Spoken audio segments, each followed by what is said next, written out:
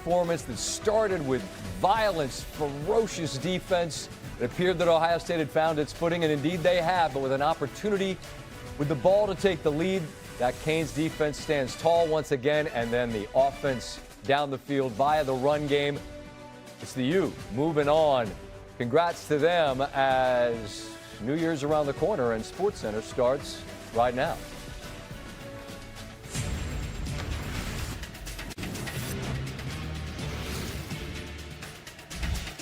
Scott Van Pelt here in the nation's capital, down in the heart of Texas. Julian Sand picked by Keontae Scott, who jumped the route like the pass was to him.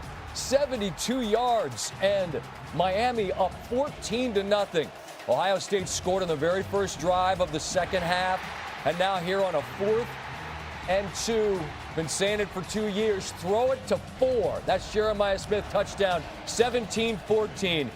But after Miami got a stop, this huge 3rd and 4 conversion, Carson Beck, C.J. Daniels picks it up. Michael Irvin, I was afraid he might spontaneously combust at some point, filled with so much passion for his alma mater. And here it is, Shamar Brown up the middle, touchdown, 24-14, and Miami is moving on.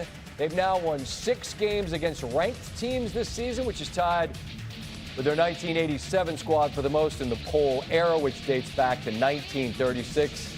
That team with Jimmy Johnson and Michael Irvin, legends both, went on to win the national title. Ram Truck postgame continues. Dusty Dvorak joins me now.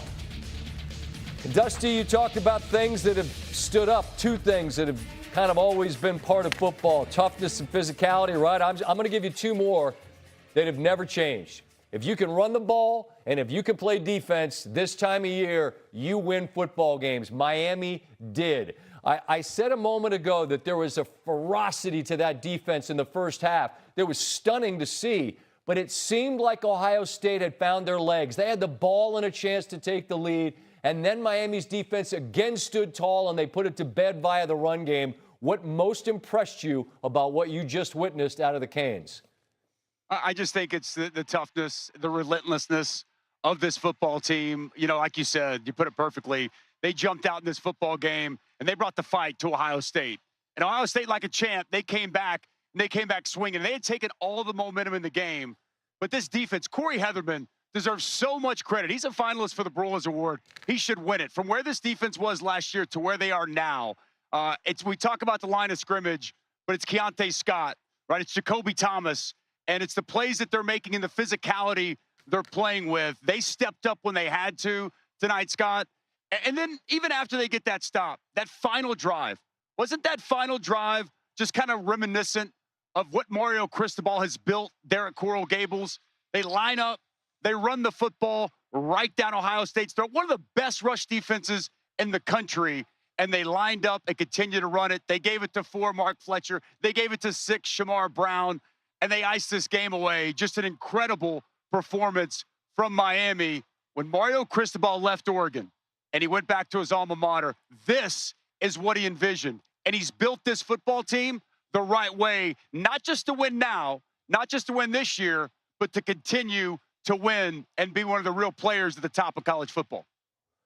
Dusty, I was blown away by Ohio State, by Miami, I beg your pardon, initially. But then Ohio State shows its championship pedigree with their ability to come out of the locker room in the second half, go right down and score. Then you get it, throw it to 4. That's what we've been joking about for years, but why wouldn't you? And now you've got the ball with a chance to grab the lead, and that's where Ohio State, with all the momentum on their side and the wind in their sails, runs into the teeth of Miami, who stands back up and bows up. That impressed me, the hell out of me, just their ability then, after they get kind of socked in the mouth, to land what ultimately was the knockout blow. Did you sense that the Canes were reeling to a degree with so much red in that building and the Tide seemingly on the side of the reigning champs? 100%. They were reeling. They were on their heels. They were backpedaling. And they were no longer the aggressor. Ohio State had taken the fight to them. And you're exactly right. To show that resiliency, to be able to make that stand, force that punt, and get the football back and put the game away, that was remarkable. And who was it?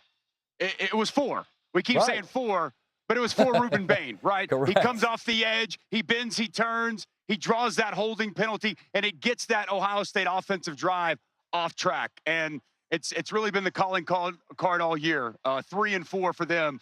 Akeem Mesidor, Ruben Bain, they really embody who this defense and who this program is. And time and time again, from the opening possession till the final possession, those two guys were wreaking havoc. And when it mattered the most, when they needed someone to step up, it was the ACC Defensive Player of the Year, consensus All-American, and going to go down as one of the all-time great Hurricanes, and Ruben Bain stepping up, getting a pass rush and making a play.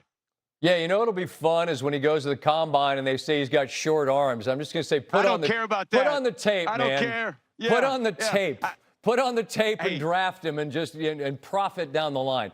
I'm interested in your perspective on this, Dusty. We see on the sidelines, there's Jimmy Johnson, there's Ray Lewis, there's Michael Irvin. This is Cane royalty. And if you're old enough, and I am, you saw them play in the Orange Bowl when they were just an absolute wrecking ball. But, man, that was a long time ago. And I would think to a degree, Dusty, it's tricky now to try to be what you want to be and create your own identity with those ghosts still very present, still not ghosts. They're still right here in the flesh. And I would think it's hard to embrace that while still saying, man, we're us right now. And I think that what Coach Cristobal has done is really threaded that needle, right? Acknowledge the past, but with respect, say, man, we're not back. We're here right now. How hard do you think that is to do? That was my opening line in the open. And look, he said he cringes when he's asked the question, is the U back? He straight up said, we ain't going back. We're going forward. We're going into the future. And as you just put it, he told us the U, it is here. And they want to build. They want to grow. This was a massive stepping stone. As Dave Pasch put it perfectly, look, this is the biggest win since they won the 01 national championship against Nebraska. They've had ghosts ever since that loss, the 02 national championships to Ohio State. But now the future, it looks very real. And I love the way Mario Cristobal has framed all of this, because you can acknowledge the past and you can pay respect, but Mario Chris will live in the past. He wants to live in the now and where this program is and where it's headed. And where he is right now is standing on the field with a headset on. So, Dusty, I'm going to say so long for a moment. I'll get back to you and welcome Coach Mario Cristobal to the show. Mario, it's Scott Van Pelt. Thank you for taking a minute in the midst of this celebration to throw on the headset, man. We were just talking about your proud past, but saying the Canes aren't back. As you said, they're here right now. As you stand there right now off this victory, what are you most proud of your group? Well, first of all, Scott, thanks for having me on. Proud of just flat out real deal resiliency. I guess these guys, I'm pretty difficult to work with, and we throw a lot of these guys, and they totally just get after it, man. They're all about the Fiesta Bowl for the first time since that incredible game against Ohio State that the Buckeyes somehow won, ending Miami's 34-game win streak in the national championship.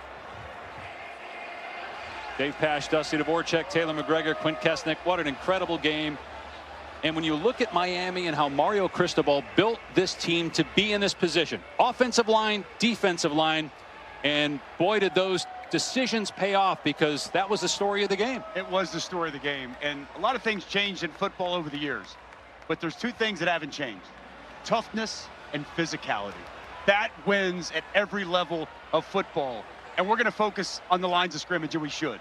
But the blocking by C.J. Daniels, the blocking by Malachi Toney, the physical running even